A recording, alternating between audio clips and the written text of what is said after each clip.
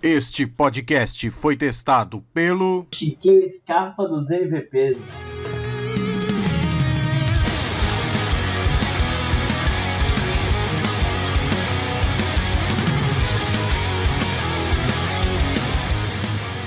Olá pessoal, sejam bem-vindos a mais um episódio do nosso podcast, o Dev Show, e hoje o nosso assunto é falar sobre testes. Eu sou o André Seco e TDD não significa teste depois do deploy. Clássica. Fala galera, aqui é o Luiz Carlos Faria, e se teste fosse bom, você vendia. Olá pessoal, aqui é o Renato Groff e gostaria de dizer que na minha máquina funciona. Fala galera, aqui é o Thiago Bertuzzi e se funciona na produção, com certeza funciona em homologação.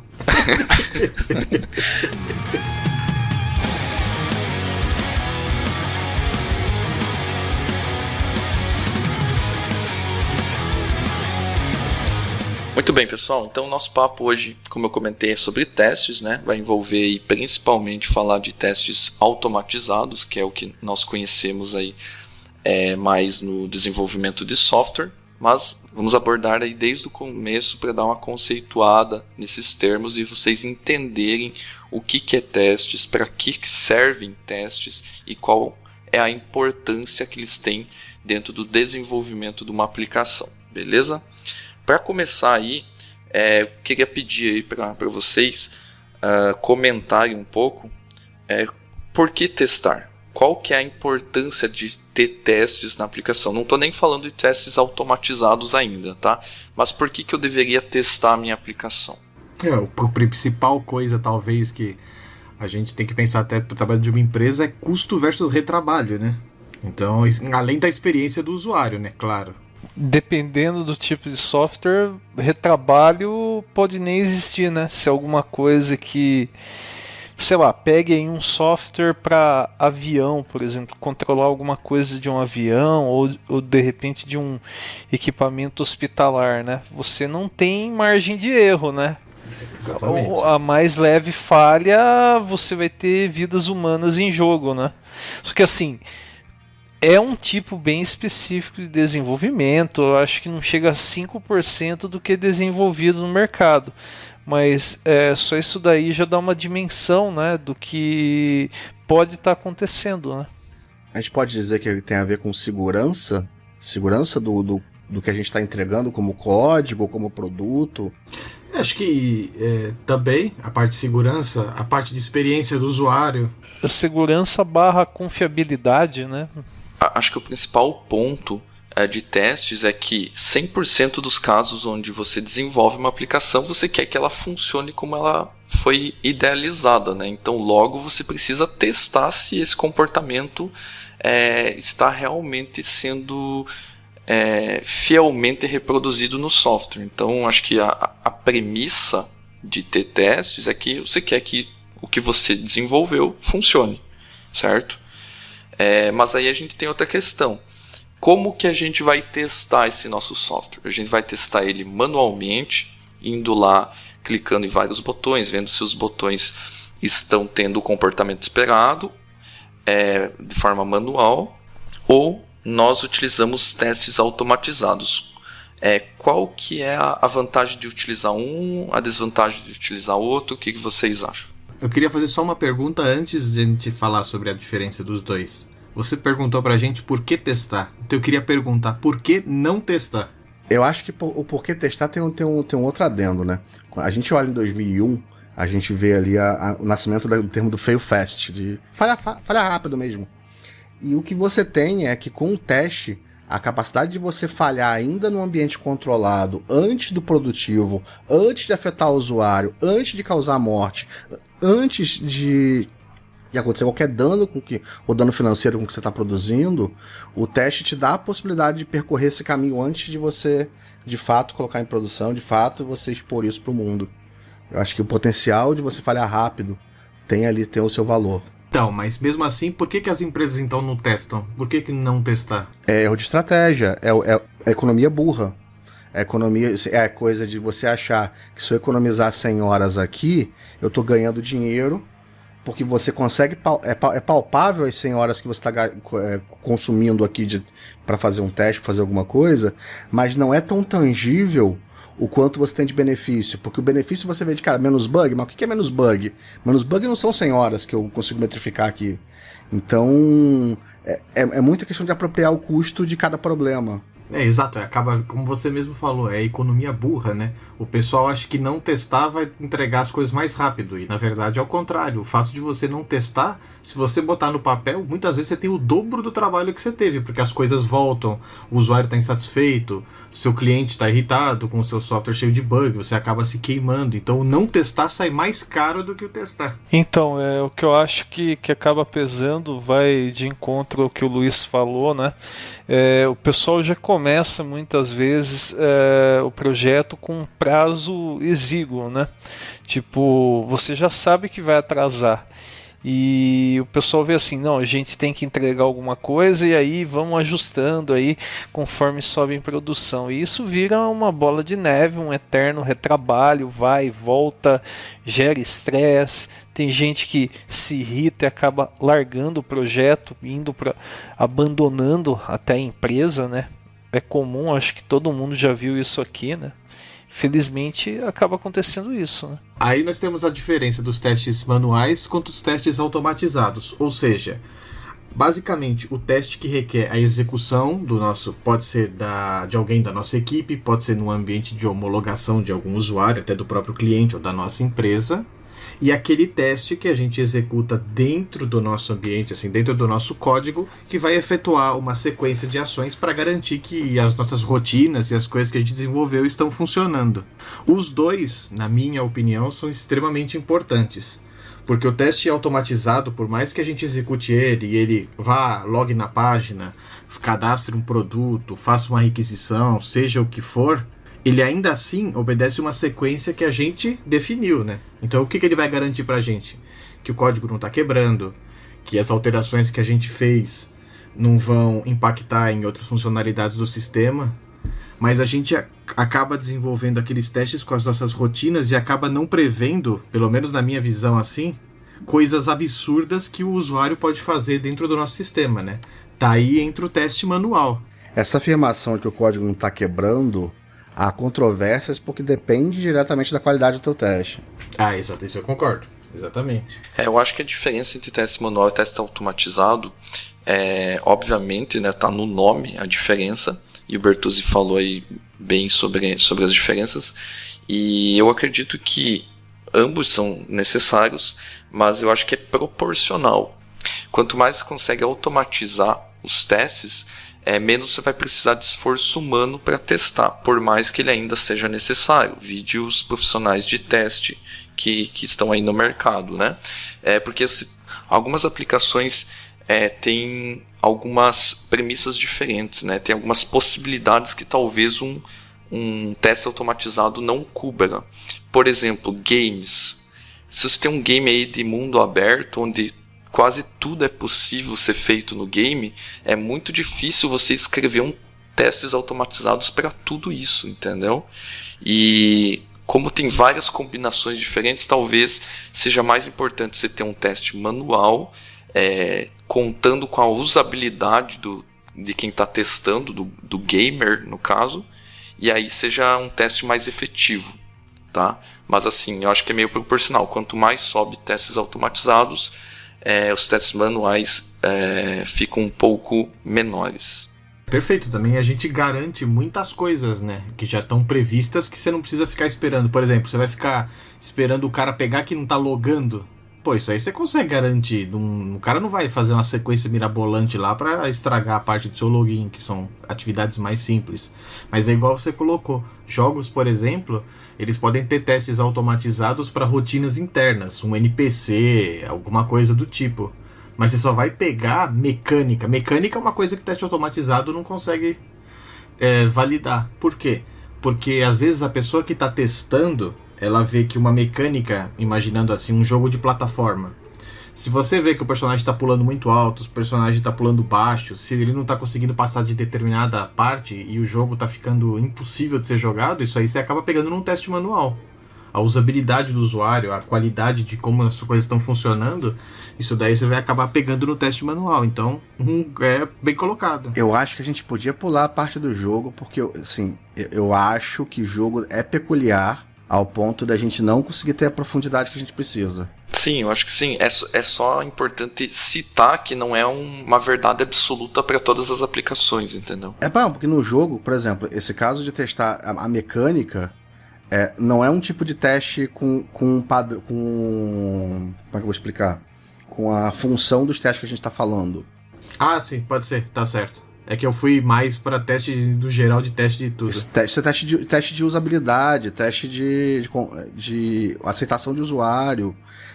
Tem teste que se faz botando o jogo em lan house, botando o jogo em feira para ver comportamento de usuário. Ah, sim. É que eu queria estar falando mais de teste antes de chegar no usuário, né? Pois é. Então, assim, o teste que a gente está falando não é validar se a ideia tá legal, é validar se o que está programado funciona. Se as rotinas que estão feitas funcionam, se a ideia funciona.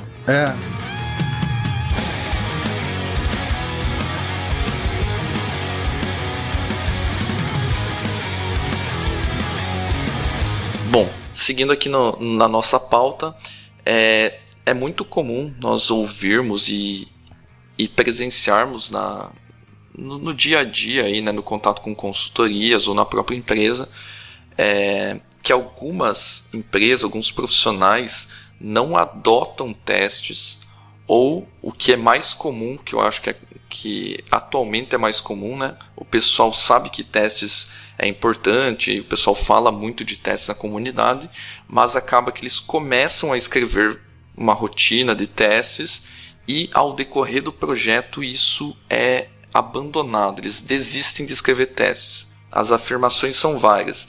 A escrita de testes está atrasando o projeto, está demorando muito para escrever o teste, não estou vendo ganho em escrever testes. Qual que é a posição de vocês diante disso? Só queria adicionar mais um exemplo, que é o seguinte, uma frase que eu escutei uma vez que me deixou muito puto. Se eu fizer sem teste, eu faço mais rápido. Tem também aquela, o cliente não vai querer pagar pelo teste, né? Tem essa também, que é clássica também. Nossa senhora. Essa eu já ouvi. Então essas são as frases clássicas assim, não, o cliente não vai querer pagar pelo teste. Mas ele vai dar vontade de responder, né? Mas ele vai ficar irritado quando essa porcaria não funcionar direito, né? Mas aí vem o caso, né? Se for algo que dá um baita prejuízo financeiro, né? Então é aquele famoso barato que sai caro, né? Na verdade, o que acaba acontecendo é muito gestor que quer aumentar a margem de ganho em cima do projeto. Eu vejo muito como sendo isso em locais que tem bastante outsourcing.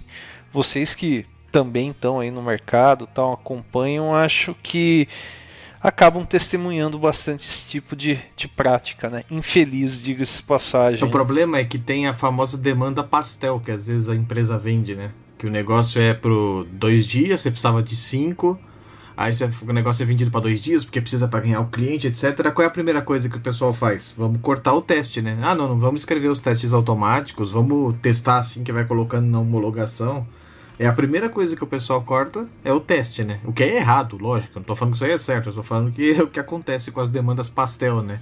Que elas têm que ser entregues rápido, assim. Só que você acaba comprometendo a qualidade, né? Porque você não tá efetuando uma rotina de teste em cima da sua aplicação. O correto seria já planejar a execução do teste, de você já escrever ele junto com a sua aplicação, né? E já até prever isso num cronograma, por exemplo. E nisso daí até já contribui para você estruturar melhor sua aplicação, né? Porque muitas vezes você partir de algo que já está pronto e tentar escrever testes acaba sendo um parto, né? A gente tá falando de que teste? Que assim, porque quando a gente fala em planejamento, eu já penso muito mais num teste funcional. Quando você fala em desenvolvimento, eu penso muito mais no teste de unidade. ou teste de integração até. Então, mas muito desenvolvedor corta fora o teste de unidade, esses testes automatizados, para ganhar quando, que nem eu falei, surge o projeto Pastel, né?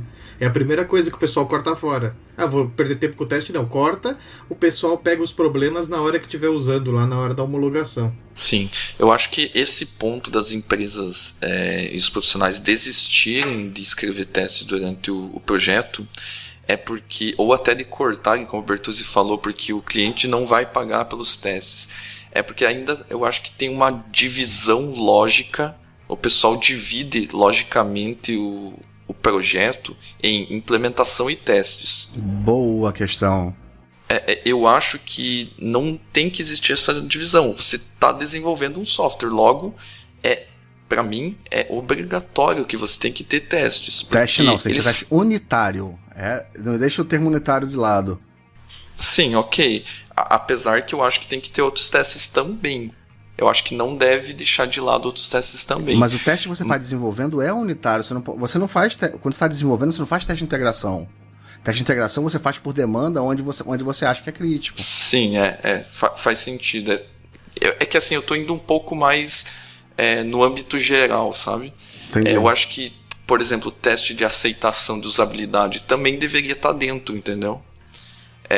Então, eu acho que a entrega do software, seja qual método ágil que você esteja utilizando ou não, você tem que prever a utilização desses tipos de teste como um bloco só de entrega, entendeu? Você não pode falar, eu vou segmentar isso aqui, vou tirar os testes porque isso vai deixar mais rápido.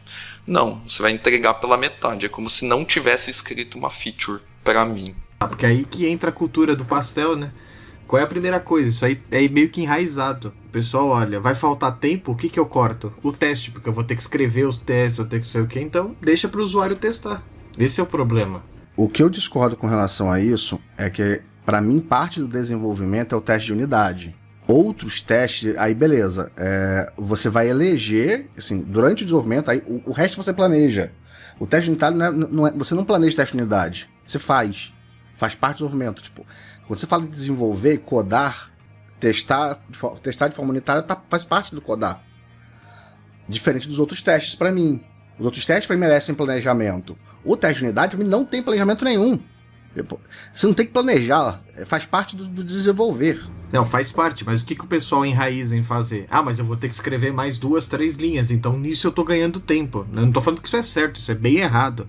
Mas é o que o pessoal elimina para ganhar tempo em codificação, né? Esse é o problema. O que eu faço teste de unidade, assim, o que eu faço que muita gente vai reclamar, vai chiar aqui nos comentários, é o seguinte: eu não testo primeiro, eu não faço teste primeiro. E tem um motivo, porque eu faço refactoring no desenvolvimento ainda. Eu ainda não sei o design definitivo daquela classe, das classes que eu construo.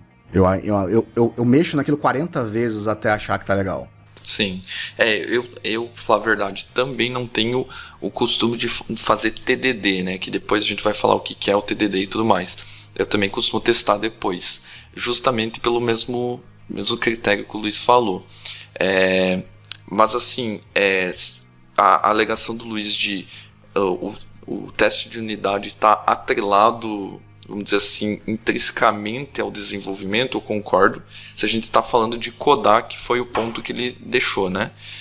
Quando a gente sobe um pouquinho o escopo, a visão do projeto, aí já demanda, mesmo que com planejamento, outros testes. Um outro tipo também de ambiente que a gente às vezes acaba desconsiderando é o que eu chamo às vezes de ambiente de teste que estão fora da nossa alçada, assim, porque os testes são tão importantes. Então, por exemplo, muitas pessoas, como a maioria, são desenvolvedores web, né? Então você está acostumado a desenvolver lá a sua aplicação web, ela vai rodar, ela está num container, na nuvem, num ambiente que seja. Você tem um ambiente de fácil acesso e de fácil atualização. Então, às vezes o pessoal, eu tive um problema aqui, você corrige rápido, lá tal, atualiza em produção, muitas vezes ninguém percebe o problema. Quando a gente está trabalhando com ambientes, por exemplo, um ambiente mobile, a importância do teste, eu diria que é maior ainda. Porque se você estiver trabalhando, por exemplo, com ambientes de lojas, no caso da App Store, no caso de uma Play Store, você ainda tem que pensar que o seu tempo de atualizar uma aplicação fica na mão e na dependência de duas empresas, do Google e da Apple, né? E além disso, você não tem controle, assim, por mais que do que está acontecendo naquele ambientezinho do celular da pessoa. Existem formas de resolver isso? Existe. Você consegue forçar o seu aplicativo sempre a rodar com a última versão. Se ele identificar que não está com a última versão, ele não abre. Porém, você tem que mandar uma atualização para a loja, né? E você tem que esperar os tempos das lojas para que eles liberem a sua atualização, o que pode demorar 48, 72 horas. Então, testes nesses ambientes assim que são muito mais segregados, eles acabam sendo extremamente importantes, né? A gente não pode liberar, liberei um aplicativo, tá dando um aplicativo, imagina que eu liberei um aplicativo bancário assim, interno, que ele faz alguma validação. Por mais que muitas das validações estejam no lado da API, tá no lado do servidor, qualquer transtorno para o usuário pode ser um problemão, até você conseguir atualizar o seu aplicativo, por exemplo. A correção do erro demora muito tempo e depende de muito mais coisas do que só o teu tempo de corrigir, né? Exato, você não tá querendo, uma aplicação web, eu corro lá, faço um deployzinho rápido, entre aspas, assim, tô falando rápido, mas é muito mais rápido que eu mandar pra Apple e esperar ela me autorizar a atualizar isso daí nos celulares. E ainda assim eu tenho que garantir no meu aplicativo que o usuário tá rodando a última versão, que também tem que ser uma coisa pensada antes do desenvolvimento, né?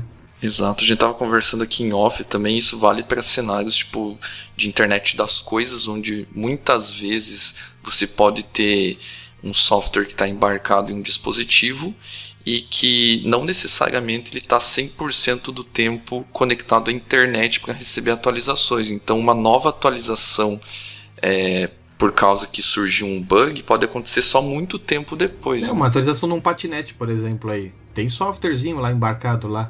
Se você não tiver conexão ou você não tiver recolhido eles para fazer as atualizações, imagina a dor de cabeça que pode ser por causa de uma execução de teste que o pessoal acha muitas vezes dispensável, né? Eu vou fazer um adendo aí, na verdade uma piada, né? Não apostem em corridas com patinete. Pode ter um bug, né? Não, pode ter um bug não, pode ter uma pessoa bugada em cima do patinete. Pode ter um bug, mas tudo pode bem. ter um bug na rua, mas vocês só vão saber o significado disso num podcast de IoT.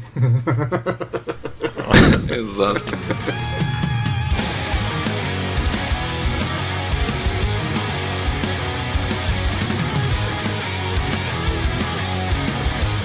Muito bem, pessoal. Agora para a gente entrar um pouquinho nos detalhes dos testes, eu acho que é importante a gente falar sobre quais são os tipos, né? A gente até já comentou aqui no meio da discussão, falando sobre teste de unidade, teste de aceitação e assim por diante. Mas quais são os principais tipos de testes que a gente vê nas aplicações hoje em dia? Bem, teste de unidade, né? Só que assim, a gente meio que já até comentou, né? Muitas vezes acaba sendo relegado a um segundo plano, ou nem feito, né? Infelizmente, mas é um tipo de teste importante. E até uma coisa que o André comentou, assim, muitas vezes você querer testar tudo numa aplicação pode mais ser uma praga do que uma bênção, né? Porque tem coisas assim, eu tenho um cadastro de cidades. Qual que é o peso do cadastro de cidades assim naquela aplicação, né?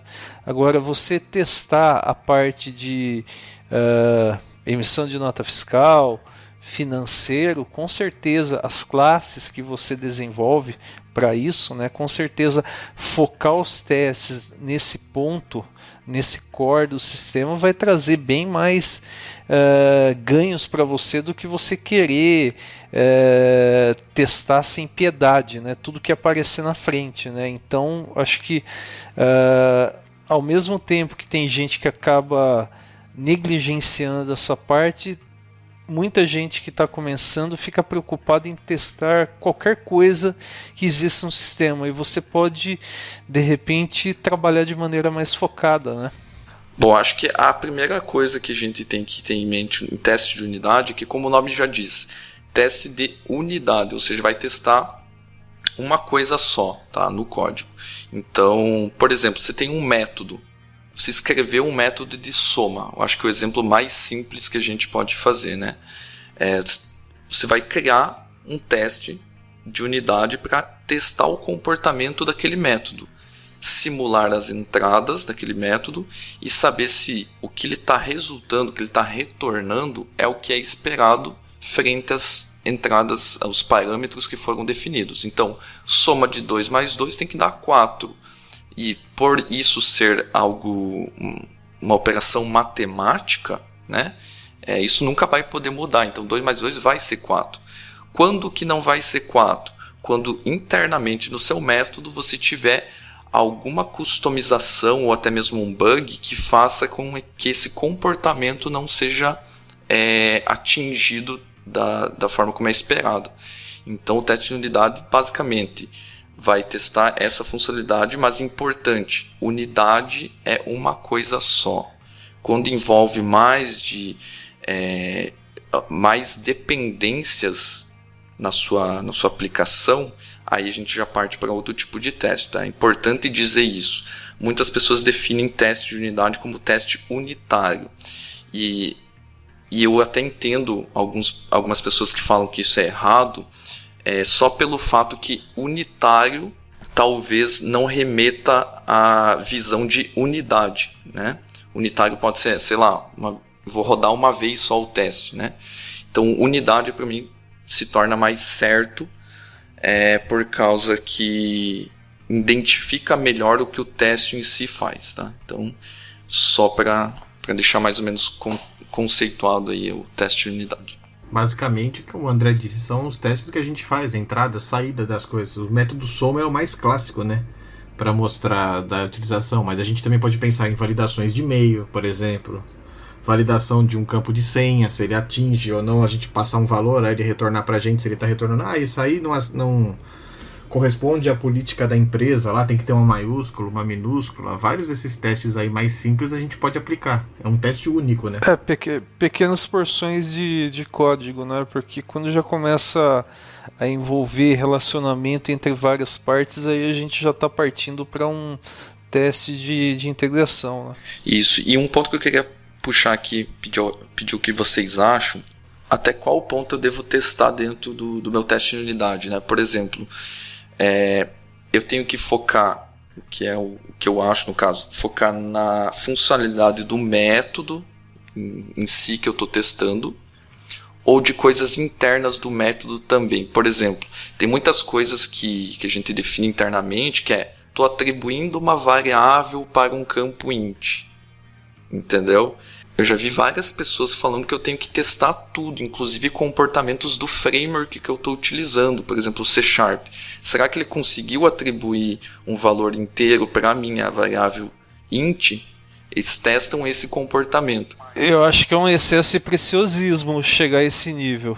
Porque assim, quando a gente bota um gate de... porque assim, é difícil fazer o filtro disso quando a gente está falando de um quality gate. E essa é a dor de cabeça. Tipo, para mim vale a pena testar em nome da cobertura. Tipo, só para desencargo de consciência, para poder conseguir chegar no número de cobertura que eu quero chegar. É porque muitas vezes, assim, não dá muito bem para você filtrar algumas coisas. Por exemplo, eu não gostaria de testar, por exemplo, boa parte das propriedades, elas são burras, não tem comportamento mesmo, é só encapsulando membros privados. E aí fica, putz, testa aquilo ou não testa? Cara, não faz o menor sentido testar esse treco. Tipo, vai funcionar porque vai funcionar, óbvio. Se compilou, vai funcionar nessa parte, tá? E aí você fala assim, cara, e agora? Só que aí vem a parte da injeção, cara, quando você tem as ferramentas injetando dependência, tem as ferramentas lançando exception para os valores, tem os estados inválidos que vão demandar. Então algumas coisas fazem sentido, sacou? Dependendo de como você modela, faz sentido. Poxa, isso é sensacional. Até só antes de eu puxar uma coisa que o Luiz falou aí, que eu queria para falar que é importante, eu também gosto bastante de teste unitário, principalmente quando a gente está testando data e medida. Porque às vezes a gente está trabalhando com multilinguagens, então formatos de data, medidas diferentes, quando é vírgula, quando é ponto, isso daí dá para você pegar, você está quebrando também no seu teste unitário. E puxando uma coisa que o Luiz falou, que é muito importante para teste também, é a injeção de dependência, né? o quanto a injeção de dependência, você fazer um software assim bem separado, bem certinho, seguindo os padrões de Solid, vão facilitar para que você consiga fazer os seus testes, né? Não, mas isso que você falou de injeção de dependência é até interessante, Bertuzzi, até pensando em mocar objeto, né? Mock é um objeto que você cria em tempo de execução com algum framework, né? Pelo menos seguindo boas práticas seria isso, né? Simulando algum comportamento, né? Então, muitas vezes você vai testar um pedaço de uma aplicação, você não tem uma implementação já pronta, uma dependência que aquela aplicação tem já foi devidamente implementada, você procurando usar injeção de dependências, trabalhando com interfaces, você consegue criar objetos em tempo de execução dos testes, né, e simular uma série de comportamentos, né. Tem um ponto sobre a utilização de framework de gestão de dependência, que em geral você não usa um framework de gestão de dependência durante o teste. Mas se precisar, porque existem comportamentos que você obriga a ter. Então, quando você consegue, o ápice de facilidade é quando você consegue botar na mão os objetos mocados, no construtor, por exemplo. E aí você testa só aquela classe, fica tranquilo. Só que quando o acoplamento é muito grande, e aí fica uma red flag. Esse acoplamento ele é visível no teste, nesse momento do teste. Quando o acoplamento é maior do que deveria, você vai precisar da injeção de dependência quase que toda, para só isolar um pontinho ou outro. E aí tá a chave de um alerta para o erro de design. Exatamente, e é nesse ponto que a própria escrita do teste te ajuda a ter um código melhor, porque você vê onde que o teu código está mais acoplado e talvez ele não precise ser assim. Você consegue refatorar ele baseado na escrita de testes também. Então eu vejo o valor nesse ponto, né, e até vejo o ponto do pessoal escrever testes antes e evoluindo os testes conforme vai escrevendo a aplicação, justamente por causa desse ponto. Obviamente que se você escrever o teste depois e verificar isso, você pode ir lá e refatorar, não tem problema. Mas eu acho que a escrita de testes te ajuda a ter um código melhor também. Muito boa. Pegando o gancho aí que o André falou também, o Luiz falaram sobre os testes de unidade, que a gente está fazendo uma execução de teste, a gente já pode ter os casos que a gente precisa fazer vários testes mesclados, assim, testes em grupos. E aí entra o próximo teste, que é o teste de integração. O caso do teste de integração, então, vem para, como o Bertuzzi falou, testar... E o nome também já fica muito claro, né? O bom disso é que os tipos já denotam o que o teste se propõe, né? É testar a integração entre várias, podemos colocar unidades ou vários componentes, vamos dizer assim, do seu software, né? Então, por exemplo, se antes você estava testando uma unidade separada, fazendo mocking testes e tal, que a gente vai abordar mais para frente, agora, talvez, dependendo do teste de integração, você quer testar duas coisas atreladas uma à outra no mesmo teste, né? Você quer trazer essa integração mesmo e ver se a integração em si está funcionando. A interconexão entre os componentes está acontecendo como deveria. Então é aí que surge o teste de integração. Então, por exemplo, como o André estava falando, assim, o bom desses testes é que o nome diz pra gente assim, sobre a funcionalidade dele. Então, no caso do teste de integração, ele pode ser, pelo que eu entendo por ele, a gente pode trabalhar dele ser incremental ou não, né? Ele pode seguir uma sequência incremental ou simplesmente seguir apenas uma sequência não incremental dele, ou seja, a gente agrupa ele completamente e não trabalha nessa sequência. Então, por exemplo, o envio de e-mail que requer uma sequência de passos é um teste de integração, porque eu tenho diversos passos até eu fazer o envio de um e-mail final para o usuário, né? Eu tenho, tá preenchido os campos certos, o campo, o valor, tá tudo tratado lá, eu vou juntando, mesclando vários tipos de teste até eu finalizar a minha tarefa que eu pré-determinei no meu sistema. E eu faço a pergunta, por que eu não tenho só teste unitário? Ou por que eu não tenho só teste de integração? Por que os dois testes coexistem?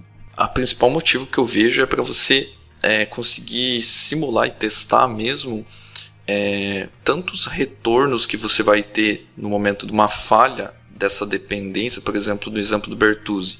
Você quer enviar um e-mail, então você sabe que você vai validar os campos, ok, isso aí está no escopo do teu primeiro método, vamos dizer assim, e aí você tem uma dependência que chama um serviço que envia e-mail. Você não sabe se esse serviço vai estar fora, se ele vai estar funcionando, se ele vai retornar X ou se ele vai retornar Y. Está um pouco fora, talvez esteja, dependendo do teste de integração, talvez esteja fora do teu alcance saber esse retorno e como tratar ele. Então, você vai ter que escrever para cobrir as possibilidades dessa dependência, né? É porque eu não vou fazer só um teste de unidade no enviar e-mail, né? Eu não vou chegar lá e falar e-mail. Eu vou ter uma sequência de passos antes para isso, que eu já quero me validar, né? Me garantir se está chegada lá. Exato. Por exemplo, você quer testar também o comportamento quando o serviço de e-mail estiver fora, né? Então, você tem que testar todas essas possibilidades, né? Exatamente. A dependência de um vai acabar acarretando numa sequenciazinha dos meus testes, né? Então, por isso que eu não consigo fazer só um, eu vou fazer só o teste de integração. Não, na verdade, ele vai depender dos testes de unidade anteriores lá para eu seguir naquele passo e descobrir que naquele pedaço que eu tô com problema. Aconteceu um erro aqui na hora de mandar o e-mail, mas depois de uma sequência que aconteceu antes dele. Depois dos testes de integração, a gente listou os testes de aceitação ou usabilidade, né? O que seriam os testes de aceitação aí ou usabilidade para vocês? Para mim, entendo que é um tipo de teste que envolve o usuário, né? E ele vai estar validando aí principalmente o comportamento, né, daquilo que foi desenvolvido, né? Porque o teste de aceitação é justamente para a gente ver se os requisitos do nosso sistema ou daquilo que a gente está se propondo a fazer, eles estão sendo atingidos, né? Se a necessidade do usuário, a necessidade do cliente, ela está sendo atingida de forma correta. Pegando até um gancho no que você falou, Bertuzzi, muitas vezes assim, beleza, a gente implementou teste de unidade e tal, testou integrações, mas de repente o usuário validando ele vai falar, opa, não tá legal esse fluxo, né? Então assim, a gente entregou algo que funciona, mas de repente pela experiência do usuário ele vai questionar, olha, eu acho que seria melhor modificar isso, fazer de determinada maneira. Se você pegar com os exemplos que a gente deu anteriormente, por exemplo, a gente tinha o teste de unidade lá. Ele foi e validou, o e-mail está correto, está preenchido correto, está com arroba lá, é um e-mail válido, executa uma expressão regular. A gente pegou o teste de integração, as sequências são atingidas, eu cheguei num serviço de e-mail e ele enviou o e-mail. Porém, na hora do usuário fazer aquele teste de aceitação, ele vai falar, olha, tá enviando aqui, eu recebi certinho, mas a gente tinha acordado que o e-mail, sei lá, ele ia ser enviado com cópia para os meus gestores, por exemplo. Isso aí não está ocorrendo e você não pegou essa parte de erro. Ou você não pegou isso porque estava definido no escopo do seu projeto e você acabou não atendendo. Mas essa do e-mail e para as outras pessoas a gente resolve na integração. Não, mas não é a questão de ir o e-mail ou não. No caso, a pessoa esqueceu de, sei lá, configurar que esse e-mail deveria ir com cópia. Tá errado em atender o esperado do projeto, o requisito, e não a questão técnica, entendeu? Entendi. Exatamente, não é um erro do seu sistema que ele não mandou, é que você não fez essa especificação que o usuário tinha pedido. Bom, o próximo teste que a gente vai abordar aqui são os testes de performance, que tem várias subdivisões aí, né? Questão de teste de carga, estresse, estabilidade, né? Então, são os testes que vêm mais para ver se o que foi codado, o que foi desenvolvido, foi feito da melhor maneira possível, a fim de assegurar que o nosso software tenha a melhor performance possível, né? Então, sei lá, você colocou você fez um método que é recursivo e você tem milhares e milhares de operações em cima desse método. Você sabe que provavelmente isso vai gerar algum tipo de perda de performance, pode ser escrito de alguma outra forma, com um laço de repetição, alguma coisa assim, e N outros exemplos, né? Então, o que a gente podia falar aí de testes de carga, estresse e estabilidade? É o famoso teste que eu vou espancar aquela funcionalidade para ver quanto ela aguenta, né? Que é o teste de estresse nele, né? Eu vou ficar fazendo o limite da minha aplicação para ver até onde ela não crecha, né? Ela não dá um problema. Sobre os testes de performance, é dividido em 3 testes, né? O teste de carga é aquele primeiro onde você produz um load, um modelo de uso semelhante ao modelo dos teus usuários, para você avaliar como a aplicação se comporta com uma carga cotidiana de uso.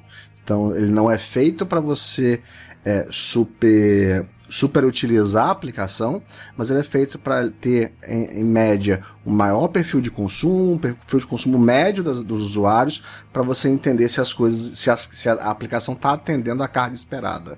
Boa, então basicamente eu vou criar uma simulação, né, para executar um teste, alguma coisa assim, para se eu tivesse várias entradas, muitas coisas ao mesmo tempo, e ver se a minha aplicação aguenta. Geralmente você tem um warm-up, então você programa, você define ali o que acontece no warm-up, que é esquentar mesmo a aplicação. Isso faz então você bota ali 5 usuários, 3 usuários executando as operações que produzem cache. Então assim, e aí beleza. E depois você tem um ramp-up, que é o tempo após o warm-up até o máximo de usuários que você definiu.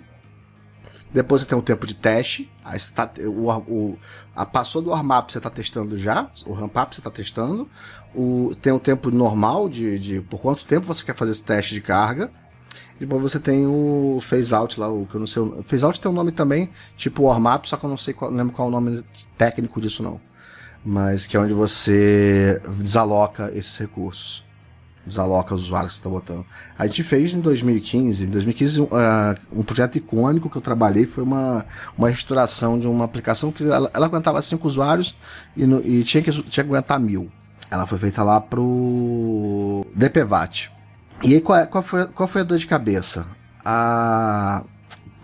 Para garantir esses 1000, assim, como é que teve essa demanda, tá? A pessoa passou 4 anos desenvolvendo, quando foi botar em produção, só botava 10 usuários.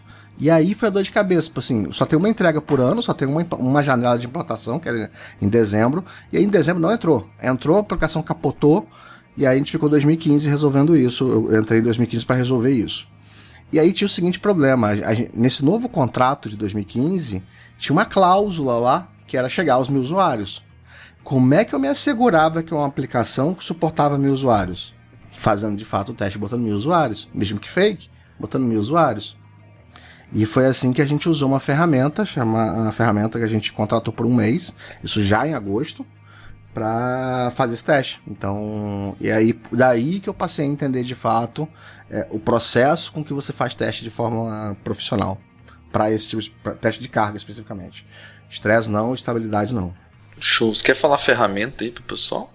Foi a XLT, eu tenho que botar aqui no... porque é difícil de falar, mas é Acceptance XLT. Ok. Qualquer coisa depois a gente deixa nos links aí do post do Dev Show. Bem legal. A gente teve um projeto também para um órgão grande aí, público, que eu não posso ficar falando nomes aí, mas enfim, era um projeto de AD enorme e ele tinha que suportar mais de 30.000 aí pessoas utilizando ao mesmo tempo aí. E na época que eles começaram lá também, o mesmo caso parecido com o do Luiz. O pessoal estimava, não, para 1000 a gente meio que tá garantindo assim, mas quando bateu 30.000 viu que o buraco era mais embaixo. Então, para suprir essa necessidade, foi utilizado também a questão de teste de carga e estresse, com streaming de vídeo, que foi onde a gente descobriu que estava o gargalo da aplicação, que foi na parte da transmissão de vídeo. E o que foi interessante, depois do teste de performance, dessa parte de carga de estresse da aplicação lá, a gente descobriu que era melhor a gente utilizar um terceiro para fazer toda essa parte de hospedagem e cuidar da parte do streaming de vídeo do que o próprio Moodle, que é o que o pessoal estava usando na aplicação, no caso do EAD. Usou o que? O Ousa? Putz, eu não vou lembrar agora, mas eu vou deixar no link do DevShow aí o nome da ferramenta também que o pessoal usou para testar.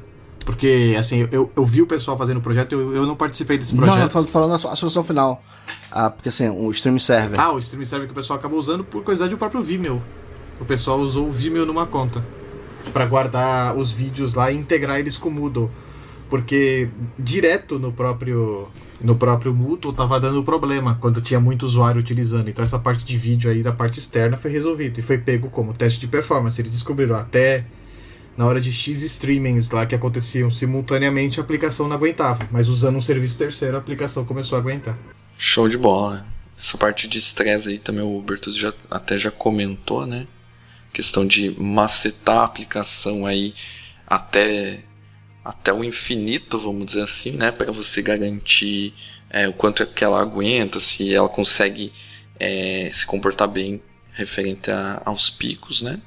Estabilidade foi falado? Não, estabilidade é aquele teste em que a sua expectativa é entender como é que ela se comporta com o tempo.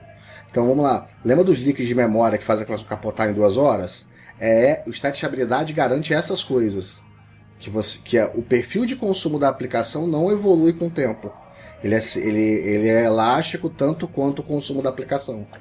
E isso é interessante porque quando você trabalha, por exemplo, com muitas dependências ou manipulando muito arquivo em memória, por exemplo, e você não faz o dispose correto desses recursos, isso vai minando a tua aplicação que está de pé, né, tá rodando ali num server e tal, até o ponto onde ela chega no pico máximo, sei lá, de memória, talvez esteja configurado em algum web server, e ela realmente reinicia, né? Talvez tenha um comportamento que foi pré-definido baseado quando se bate no máximo de memória.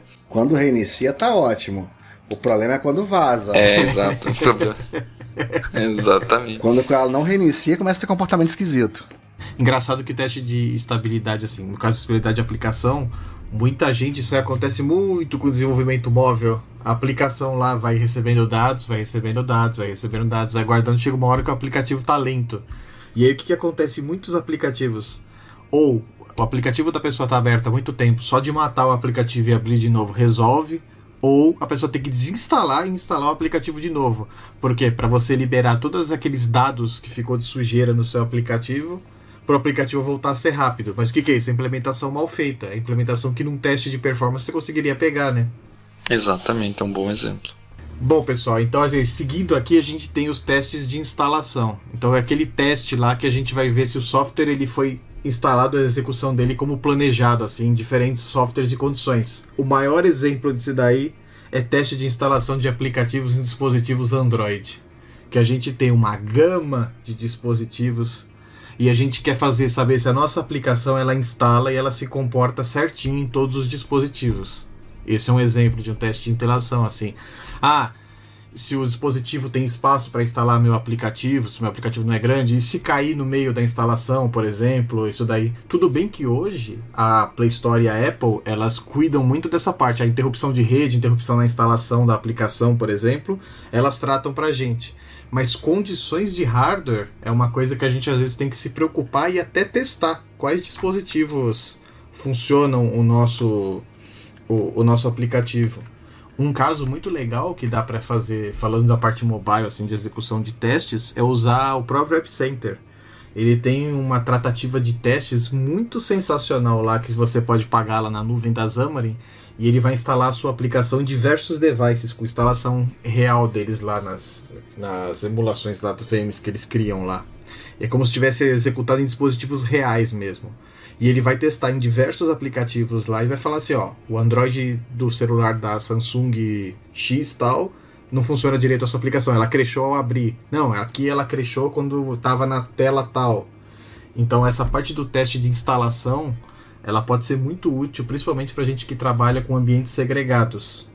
Quando a gente está trabalhando com aplicação web, por exemplo, é um pouco mais tranquilo, entre aspas, assim, né? Windows Forms tem o mesmo problema. Exatamente, quando a gente faz instalação de Windows Forms em máquinas, nossa, a gente tinha que garantir que várias máquinas estão suportando a nossa aplicação, né? Nos casos de hardware, independente do hardware. A grande dor de cabeça é que o processo de instalação, ele espera que a sua aplicação para rodar precisa de um estado qualquer da tua infraestrutura. Teu computador, teu servidor. Então você precisa que o estado final você sabe de onde você quer. O problema é sair do estado original e chegar lá. Então se você tem dependência de libraries e mais libraries que você bota no GAC, ou você instala o próprio .NET Framework ou o próprio .NET Core, executar esse processo por si só é uma coisa testável, que você precisa validar se isso está ok, para você conseguir implantar a sua aplicação e garantir que ela vai estar no estado que você precisa para rodar. Então, se o seu processo faz essas instalações, você tem a demanda de testar se ela consegue, dos mais variados cenários de origem, chegar onde você quer. Exato. Eu peguei já alguns casos e quando a gente cai para essa parte, por exemplo, de desktop, instalação em desktop, tem N outros fatores que podem complicar a sua vida do seu software conseguir ser instalado e funcionar também, né? Por exemplo, um software que trabalha com certificado digital. Eu já vi muitos não funcionarem por não ter instalado o driver, sei lá, do próprio leitor de cartão, mas nem chegando nesse mérito.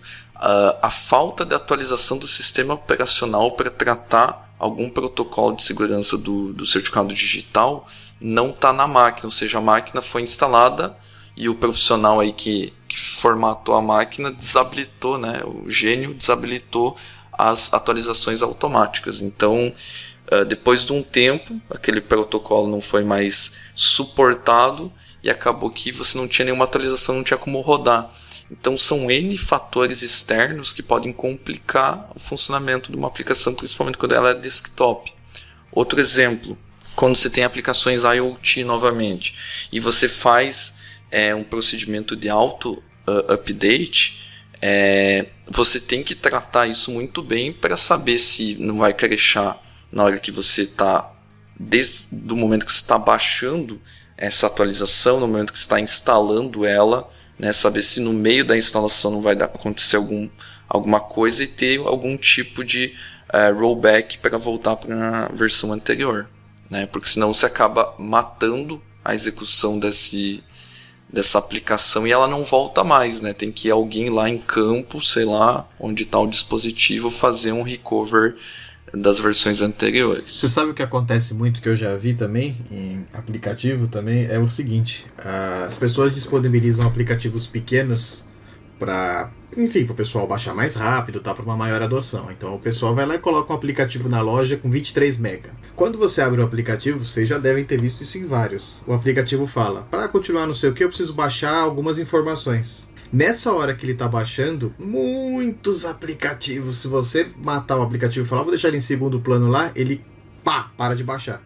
Então, muitas vezes, não é tratado isso daí. Então, quando você volta para o aplicativo ele crasha e a pessoa tem que baixar o aplicativo de novo. O que a pessoa não vai baixar, vai dar 2 estrelas, dar 1 estrela, falar que o aplicativo é uma porcaria e já era. Então, esse é um problema de instalação, por exemplo. Bom, por fim, nós temos o teste de segurança, que a gente listou como o último, mas existem outros tipos aí, conforme vai evoluindo o cenário de desenvolvimento de software. A gente sabe que tem vários tipos de testes que tem nomes que dizem a mesma coisa do que a gente comentou aqui, mas são denominados de forma diferente, e tem outros tipos de testes também. Mas a gente vai se ater a esse último, que são os testes de segurança. O que seriam os testes de segurança? Você validar não só a parte, por exemplo, de autenticação da sua aplicação, mas também a parte de autorização dela. E se você está se perguntando aí qual é a diferença, isso tem algum ponto que eu preciso tomar cuidado em relação a esses dois pontos? Na verdade, a autenticação é a questão de permissão de entrada, vamos dizer assim, permissão de fazer login na aplicação, entrar, né, nela. E a autorização são as suas permissões, o que você pode ou não fazer dentro dessa aplicação. E por que isso é muito importante? Principalmente, vou colocar aqui principalmente a autorização. Vamos dizer que você é um usuário comum e tem o usuário do gestor. O gestor consegue fazer coisas e ver dados na tua aplicação que não competem ao usuário comum, né, a um operador. Então, você dá ou ter problemas, né, de segurança e dar acesso a um usuário comum a privilégios que seriam só de gestor, dependendo, assim, vamos dizer assim, do grau que a pessoa estiver mal intencionada, pode gerar problemas financeiros terríveis, né? Então, você não quer ter esse problema sendo jogado nas suas costas por um problema de codificação aí na hora de tratar a autorização. Então é importante testar essa parte. A gente pode concluir que é a ideia de assegurar de que só quem quem deve tem acesso à aplicação e só quem deve tem acesso ao dado correto. Além também dos dados que a gente está armazenando também da nossa aplicação, né? A questão de segurança, assim, o que dados ficam, que dados que vão. Isso é bom da gente se preocupar também nos testes. Tem muita gente que, quando está voltando até o cenário de aplicativo, tem muita gente que está armazenando dados sensíveis em arquivos do aplicativo que o pessoal chama de armazenamento de dados locais. Vou contar uma coisa para vocês aqui, mas não conta para ninguém, viu? Quando você está armazenando dados locais ali, aquelas variáveis locais que o pessoal guarda uma config, que tem muita gente que guarda a senha, aquilo lá é um arquivo texto, viu? Mas não conta pra ninguém que o pessoal vai roubar a senha da sua aplicação, que eu acho que senão seu cliente vai te demitir aí, viu? Fica a dica. Cara, mas eu acho que isso você resolve no teste? Sim, você consegue fazer um teste de segurança para você validar se a sua aplicação está armazenando dados de forma segura ou não. Existem ferramentas de teste que passam em aplicativos vendo quais dados sensíveis estão armazenados. Ah, saquei. Entendeu? Existem aplicativos, eu falo isso por experiência da empresa que eu trabalho lá, que o pessoal tem um ramo de atividade disso. Então existem certos aplicativos que você consegue passar nos celulares e descobrir quais dados estão armazenados nos aplicativos.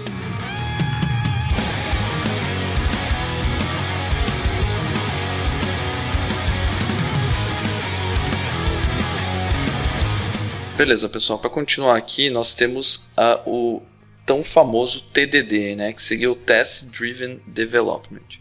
Então, o que muitos profissionais aí utilizam e a gente vê amplamente o pessoal falando na comunidade é seguir uma metodologia de desenvolvimento guiada por testes.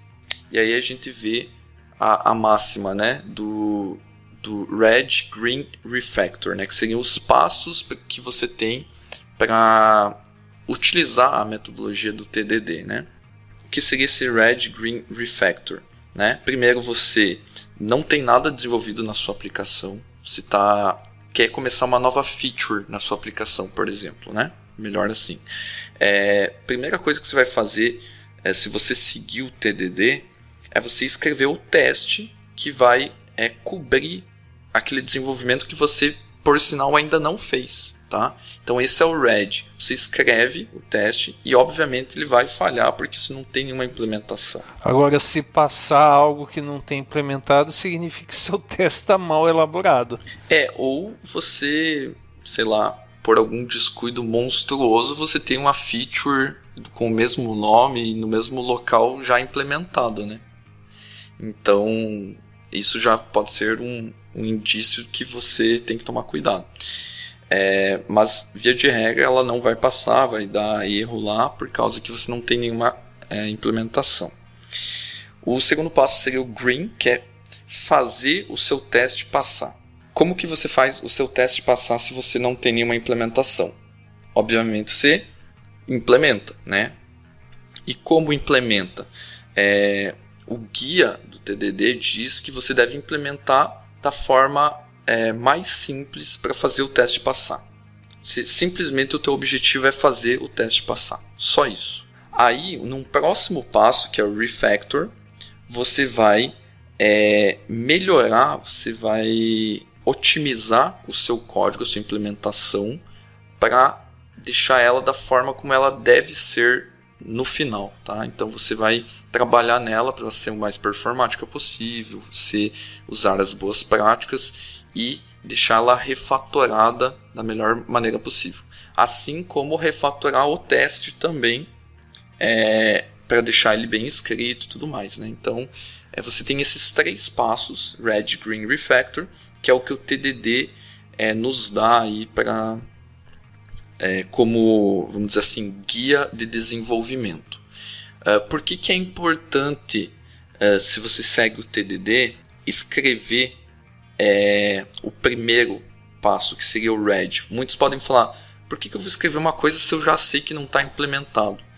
Talvez você utilize essa escrita de teste como um jeito de forçar você a implementar aquela feature, né? Talvez seja algum tipo de to-do list, um roadmap que você está seguindo e você quer organizar a tua aplicação de forma que você sabe que você tem que implementar aquele tipo de feature. Aí, se você quer se aprofundar nesses temas, eu recomendo que você leia alguns livros, aí tem vários livros bons que você pode entender mais sobre o TDD. Um deles você encontra na Casa do Código, que é um livro que eu achei bem legal, que é do Maurício Anishi, tá? O nome é Test Driven Development, Teste e Design no Mundo Real com .NET, aqui voltado um pouco mais para .NET. Eu vou deixar o link no post do DevShow também. Eu acho que uma coisa que causa bastante estranheza pro pessoal do TDD é exatamente essa questão que você comentou. Como é que eu vou escrever um teste se eu não tenho o código? Então, como é que eu vou começar pelo teste se eu não tenho a funcionalidade implementada?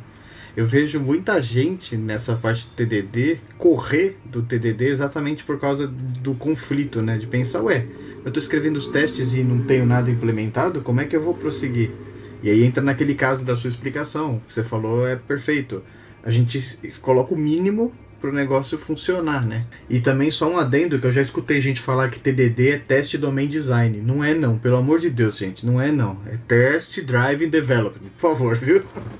Vamos corrigir aí as coisas que tá falando aí. Seria interessante a gente falar, a gente comentou mais cedo que eu particularmente, acho que o Luiz também falou, o Bertuzzi, a gente não utiliza essa prática de TDD no dia a dia. Seria bom a gente falar alguns motivos aí por que a gente não adota o TDD hoje em dia. Vamos lá, pessoal, então vem a pergunta. E aí, depois de dito tudo isso, por que a gente não usa TDD? Primeiro ponto, nada contra o TDD, tá? É uma abordagem legal, enfim, divertida, mas para mim não é para mim. E isso nasce porque eu gosto de refatorar durante o desenvolvimento. Então a probabilidade do código que eu escrevi a primeira vez ter ali um formato próximo do definitivo, mas tá muito longe. Então eu acabo quebrando uma classe, eu acabo construindo uma classe mais gorda e mais acoplada na primeira vez sempre. Dali vai nascendo as quebras, vai nascendo o entendimento de como pode quebrar. Claro, em algum momento eu vou conseguir enxergar uma quebra ou outra aqui previamente. Então assim, eu acabo, isso aqui eu preciso estar com esses dois padrões aqui, ok. Mas é a visão míope ainda. Então no decorrer do desenvolvimento que eu vou entender de fato aquilo ali e que eu vou tomar a minha decisão. Então é por isso que eu faço o teste, geralmente eu faço o teste depois. Eu tenho o mesmo, entre aspas, estou fazendo as aspas aqui, eu tenho o mesmo problema do Luiz.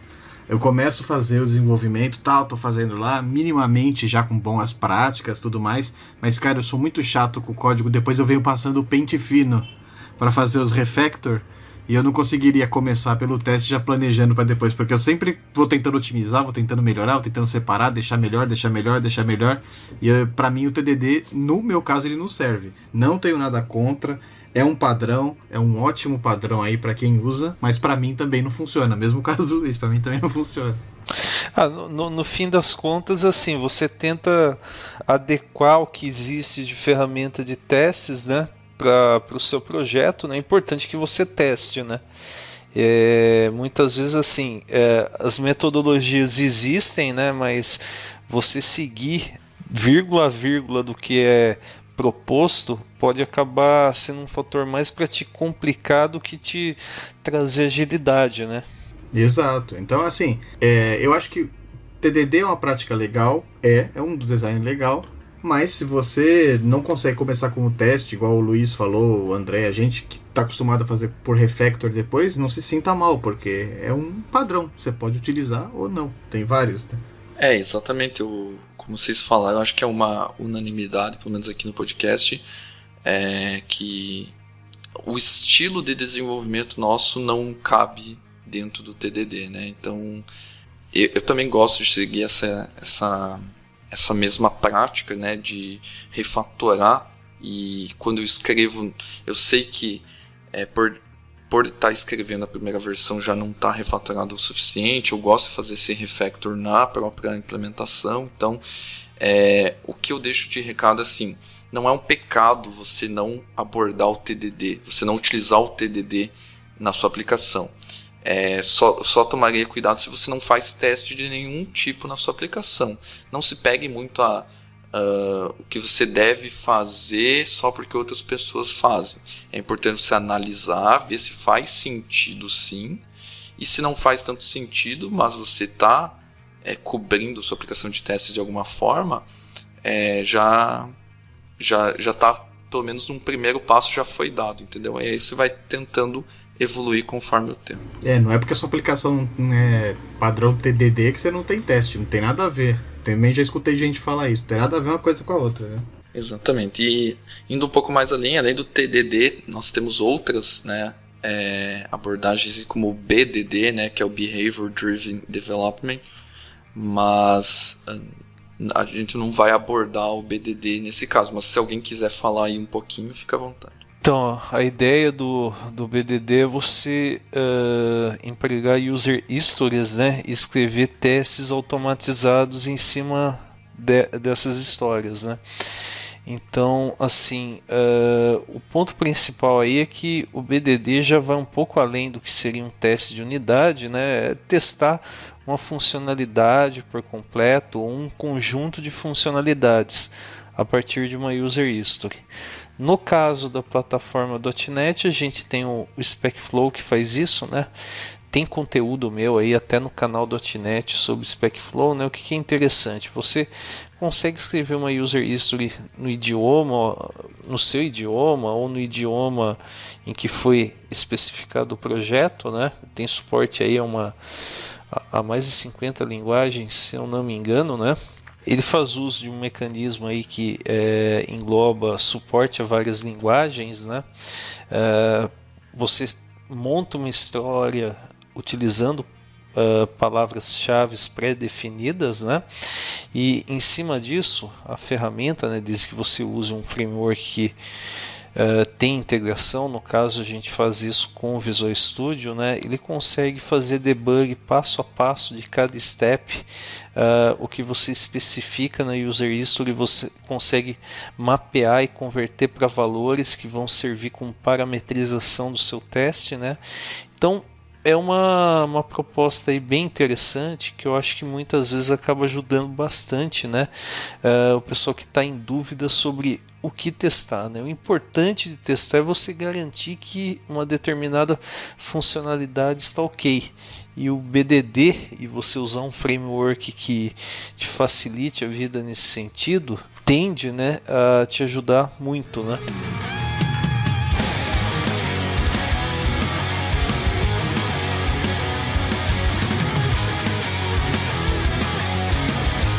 Muito bem, pessoal.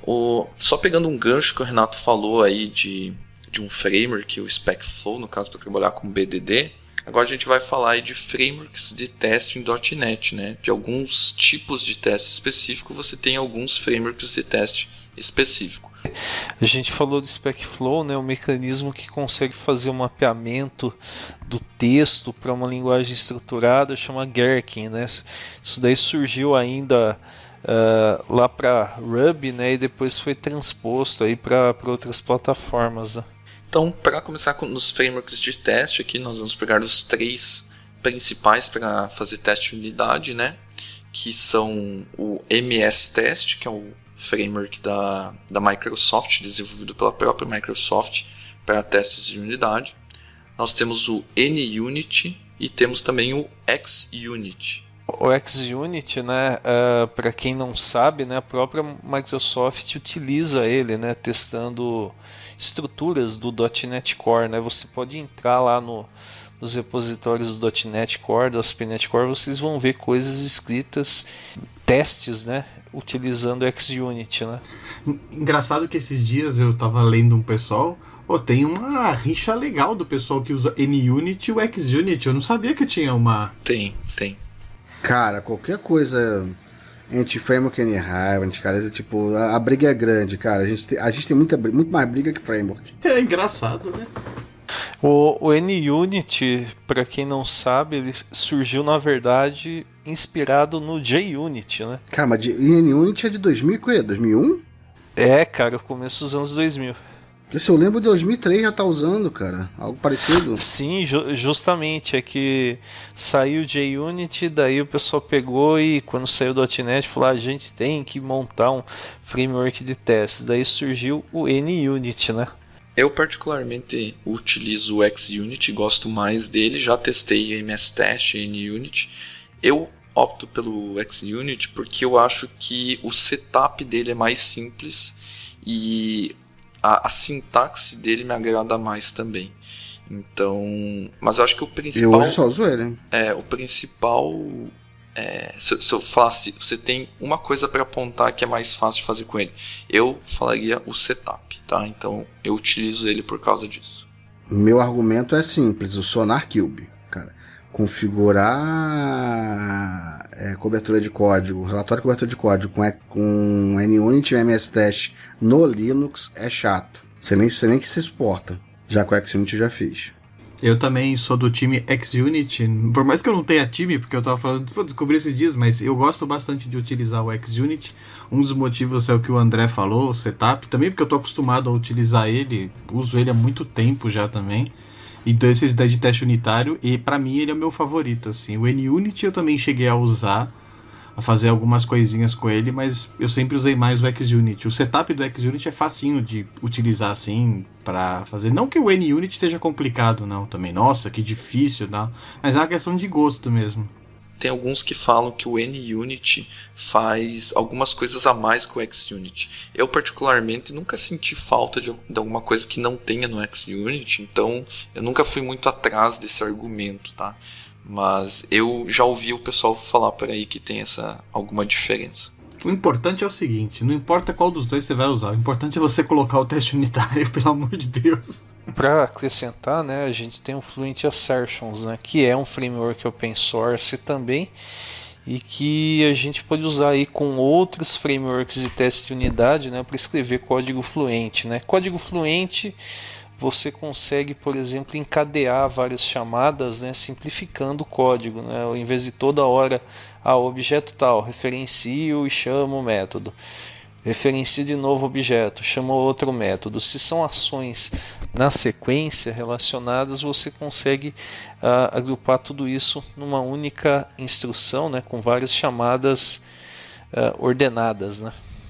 Exatamente. Só para quem não pegou aí do nome Fluent Assertions, porque no teste de unidade você tem, não só no teste de unidade, né, mas você tem 3 passos principais, né, que é o arrange, o act e o assert. Então, o arrange você prepara todo o cenário para fazer o teste, seta a variável, seta o que tem que fazer, arruma os dados, vamos dizer assim. No act você realmente faz a chamada para a implementação que você está querendo testar. E no assert você avalia se o retorno do que você chamou no act está condizente com o que deveria ser.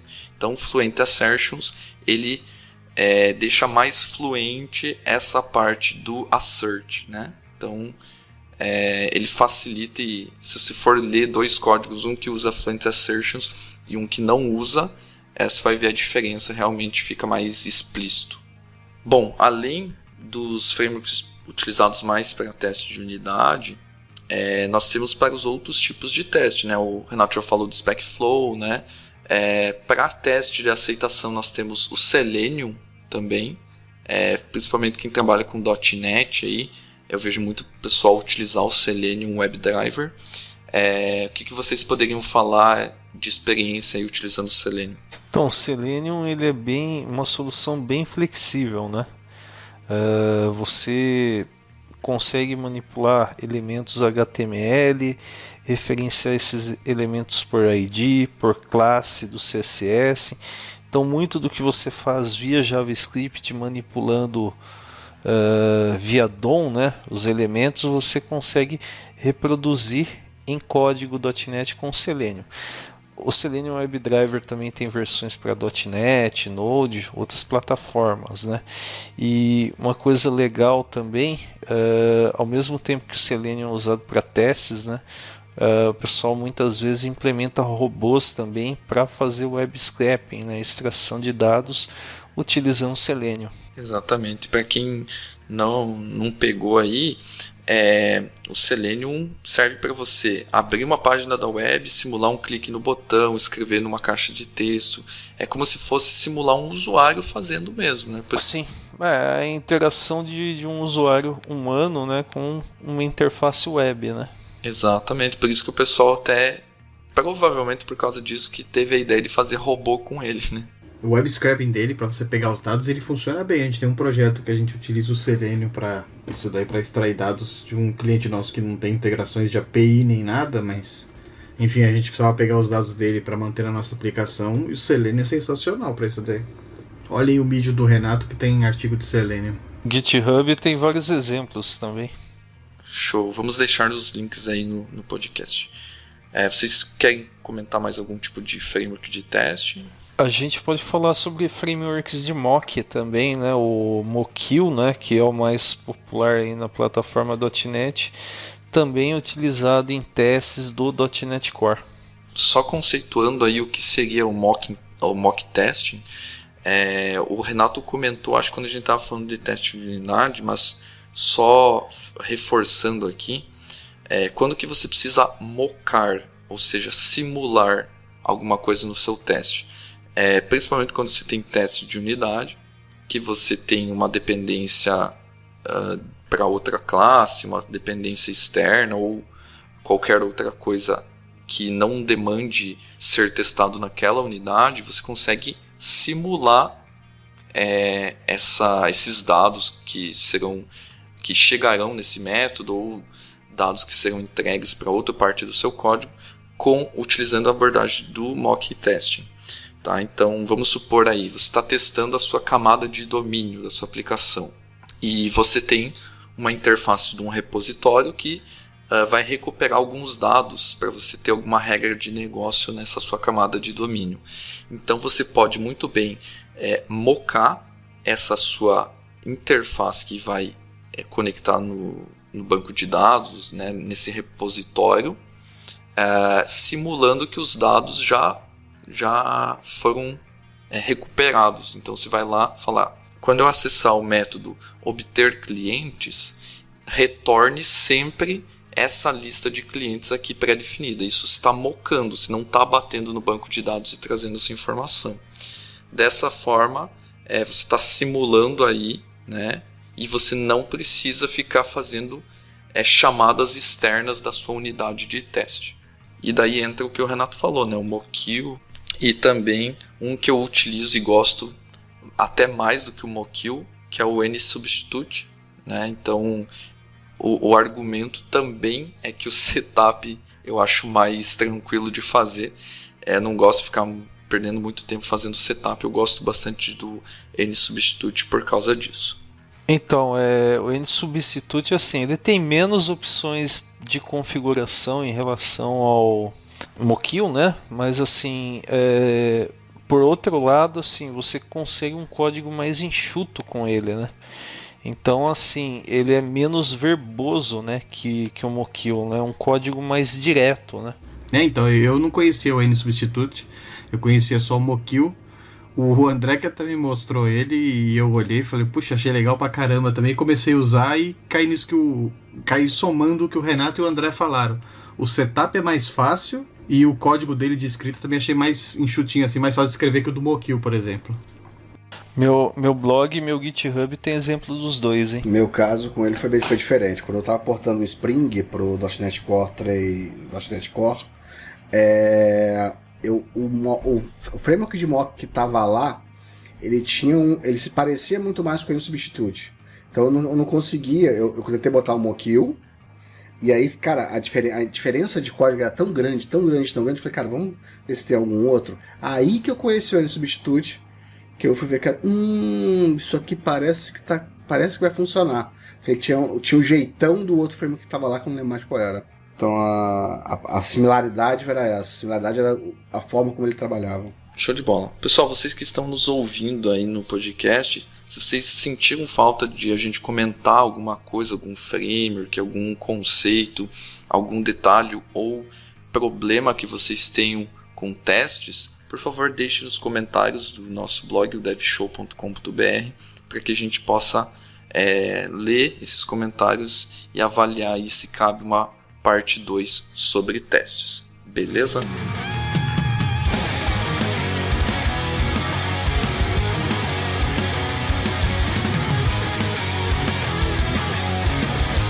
Nós gostaríamos de agradecer aí a audiência de vocês, lembrando que você pode ouvir nosso podcast, o Dev Show, em qualquer agregador de podcast, né? Spotify, iTunes, Deezer, Google Podcast, e também se você está aí no PC e quer uma praticidade melhor, você pode ir direto no devshow.com.br e escutar direto pelo nosso site. Todos os links que a gente comentou vai estar no post lá no devshow.com.br também. Valeu, pessoal, e nós nos vemos numa próxima. Valeu! Valeu, pessoal! Valeu, pessoal, até mais. Falou, galera!